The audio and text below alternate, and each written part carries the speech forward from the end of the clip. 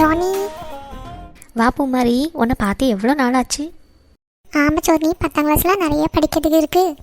அதனால் எங்கள் அம்மா என்ன வெளியவே விட மாட்டா. இன்னும் புக்கும் கைமா தான் இருக்கியா? ஆமாம், நீ 10ஆம் கிளாஸ் பார்த்தியா இப்போது?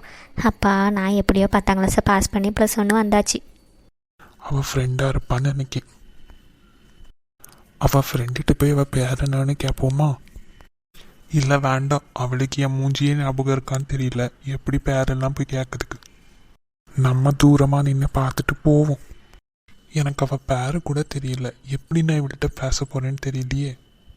ஜானி, உனக்கு முடி நல்லா நீளமாக வளர்ந்துட்டு. முன்னாடி உனக்கு ஷார்டர்லேருந்து கொஞ்சம் கீழே தானே இருக்கும்.